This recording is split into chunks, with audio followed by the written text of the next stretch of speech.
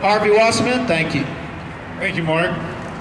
Well, this is a tragic day, but it's also an important day for those of us who are still keeping the faith. One thing we start now, which we didn't start with the Vietnam War, is that the majority of the American public is aware of this war and opposes this war. Barack Obama has committed political suicide tonight, and we have to make sure that Barack Obama's political suicide is not our political suicide. We're in the middle of a struggle to win health care for this country. We need a single-payer health care program. We're on the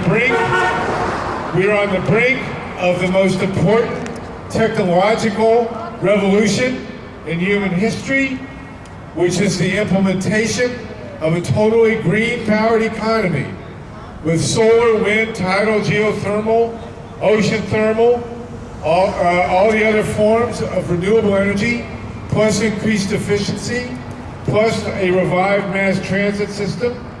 All these things are within our reach, but not with a war going on. In a way, it's the corporation's last gasp.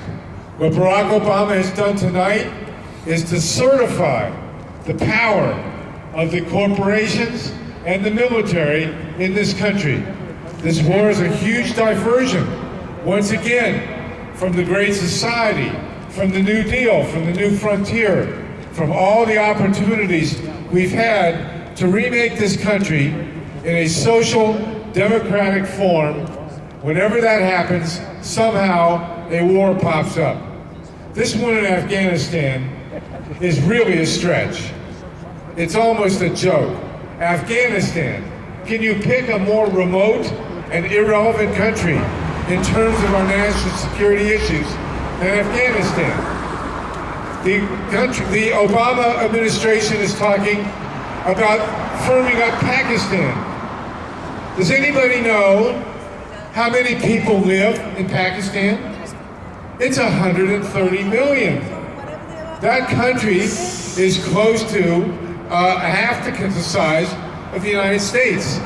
And what arrogance do we have to think that our military, depleted as it is going to go in there and make a difference in these countries? It's time we came home.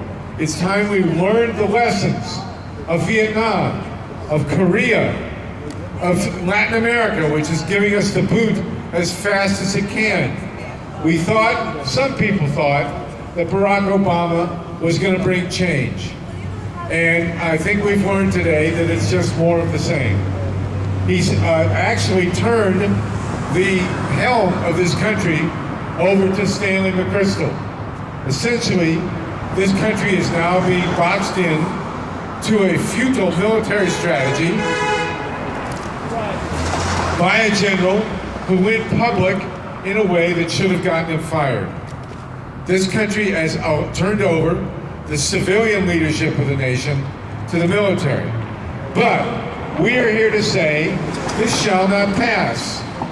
We stopped the war in Vietnam in many ways. Anybody who wants to have some kind of confirmation on the impact we had in Vietnam need only remember that Richard Nixon said in his autobiography that if it had not been for the anti-war movement, he would have used nuclear weapons in Vietnam. We are still a force in this country. In fact, we are a bigger force than we ever were. Public opinion is not going to turn in favor of this war. We here are in the majority. We are speaking for the majority of Americans who oppose this war, who oppose this escalation, who don't want to have it happen, and who don't want to have to pay for it. We are ahead of the game. We need to keep our ground, keep our commitments, keep our faith in a single-payer health program, in a solar-topian, green-powered economy, in the fact that social justice is what we need above all. Justice leads to peace. Peace leads to freedom, and with freedom, all things are possible, and we're here to confirm that tonight.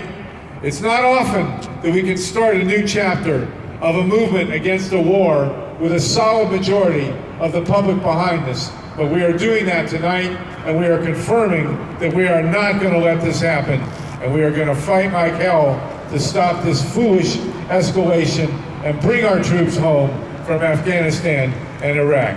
Yay! Bob?